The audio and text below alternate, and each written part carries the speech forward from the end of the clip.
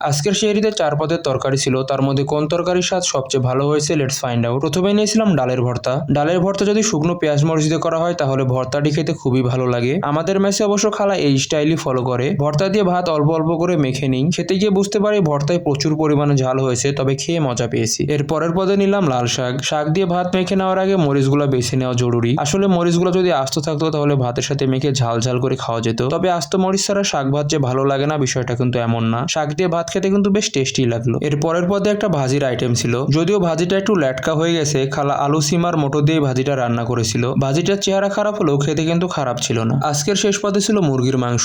আপনারা অনেকেই নাকি মাংস খুঁজে পান না, তাই আজকে প্রথমেই আপনাদের ভালোভাবে মাংসটা দেখিয়ে নিই। আসলে এখানে আপনাদেরও কোনো দোষ নেই, ৩-৪টা আলুর মধ্যে মাত্র এক পিস ছোট মাংসের টুকরো থাকলে আপনারাও বা খুঁজে পাবেন কিভাবে। তবে বরাবরের মতো আজকেও মাংসের তরকারিটা খেতে অনেক ভালো হয়েছিল। তবে প্রতিদিনের মতো আজকে খালা মাংসের তরকারিটা তেমন একটা ঝাল করে নাই, ঝাল একটু কমই হয়েছে। তারপরে কিন্তু খেতে ভালোই হয়েছিল আলহামদুলিল্লাহ। সেহরিতে খালার রান্না করা ৪টি পদের তরকারির মধ্যে সবচেয়ে ভালো হয়েছিল মাংসের তরকারি। মেসের খাবারের এমন ভিডিও দেখতে পেজটিকে ফলো করে দিন। আল্লাহ হাফেজ।